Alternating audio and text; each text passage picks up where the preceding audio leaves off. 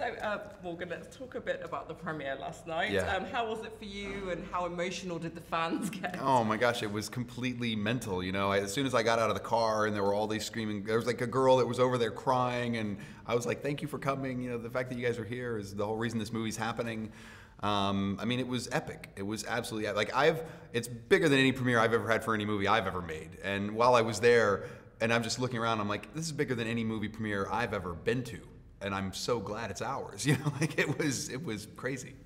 How do you think the boys handle that amount of attention? One of the fans I was speaking to, she flew over from Venezuela for 3 days. Her mum had brought her over for her 15th birthday for just 3 days to attend the premiere. Wow. That's just insane. So, I mean, that's dedication. That is dedication. I mean, these fans are so passionate and dedicated. It is remarkable. And I think the one thing I love about the guys and I really admire is their appreciation for the fans. I think that is one of the reasons why they are so successful and their fan base continues to grow is because of that appreciation. I mean, they know and they realized very early on that they wouldn't be where they are if it wasn't for them. They wouldn't be able to continue doing what they're doing if it wasn't for them, and they let the fans know that. It's great.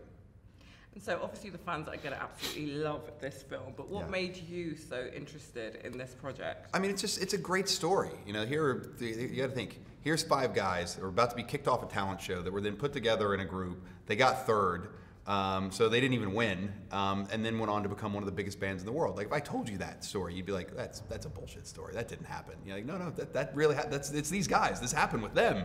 I mean, it's unreal. And to kind of get to go on the journey with them now as they are, like in the film, you see us really kind of capture the global phenomenon that becomes them, you know, as they become this, you know, this real juggernaut. Like, you know, it's not just now this Anglo thing, it's not just a British thing or an American thing anymore. Like you see them really take over the world in the movie.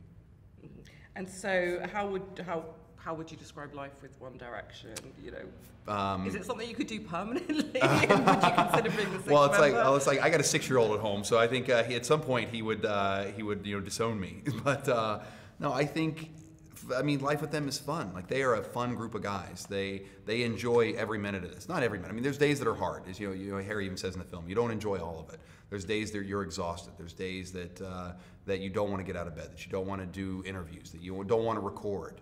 But they do, because on the other side of it, it's like, well, what else would I be doing? It's like, this is like the best opportunity that I've ever been given in my life. I'm going to embrace it, you know, warts and all, and they do, and I think that's fantastic. Yeah. There are lots of moments which are very kind of private, very intimate. Yes. How did you get that level of trust with the boys, and you know? Yeah.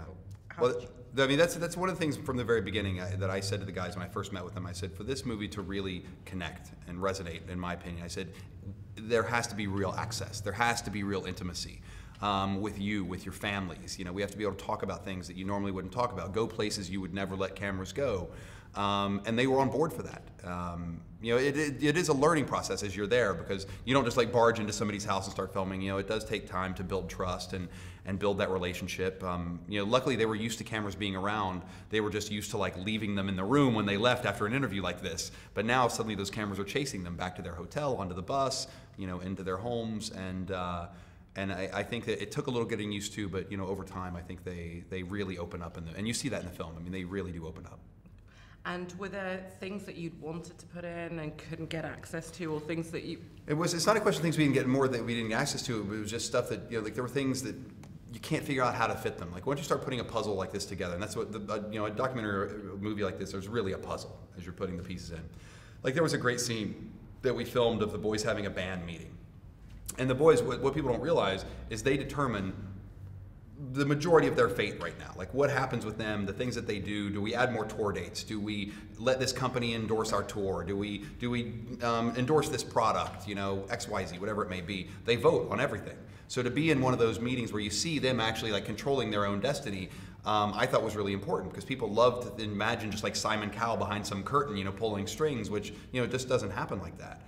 And so we tried to figure out a way to put one of those in the movie, and it's just, there was never a place that made sense, you know, because once you start building the narrative thread about them and about, you know, their dreams and their families and the connections that they have, you know, the loneliness of fame, that suddenly that piece just doesn't make sense.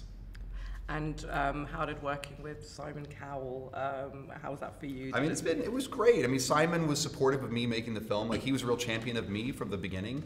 I think as long as you have an opinion, then you'll have a good working relationship with Simon Cowell. I think Simon starts to get irritated with people when they start to waffle or don't know what they want. And from the very beginning, I said, here's what I want out of the film. Here's what I want out of the guys. Here's what we're trying to accomplish. And Simon's like, great. And then he would give comments along the way. He'd see cuts, he'd give feedback. I don't think this works. I think we should recut this scene. Do we have anything that would address X, Y, or Z? And I mean, he's very intuitive. So I mean, Simon's a brilliant guy. And so you obviously got to travel all over the world with the group. Were there any particular places where the fans were even more crazy than they were anywhere else? I mean, Mexico is bananas. Like, when you watch the end of the film, and it's the climax of the movie, it's the boys playing their first stadium show, which kind of sets up what's about to happen next year as they go on a worldwide stadium tour. And you see them in Mexico City, and there's like 4,000 fans outside the hotel, camping out for days on end, that were there, singing the songs and screaming and yelling nonstop for like days and days on end. It was remarkable. And so for me, I think seeing kind of that, was incredible. But the fans everywhere, are just as crazy as those fans. Chasing the bus down the street, showing up at the airport, like when we were in Tokyo, and there were like thousands of fans at the airport when we got off the plane as the the boys were there. I mean, it was amazing. Yeah. And final question, what surprised you and what impressed you most about the boys? What impressed me from the moment I first met them, which still impresses me today, is how completely normal they are. They are so grounded. They are the same guys they were 3 years ago when they were on X Factor as they are today. Granted, a lot has changed around them in their world, but in the midst of all of this chaos, they have remained very ordinary guys who are in the middle of the most extraordinary situation.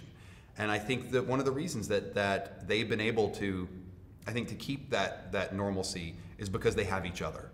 I think part of the reasons why there hasn't been a kind of Bieber-esque explosion, from somebody in the band, is because each guy has 4 other guys in the band that knows exactly what it's like to be in that band. So each one of them has someone else that they can talk to about the stress, the strain, the pressure, the loneliness, whatever it may be. They have somebody to connect with about that, and I think that's really important.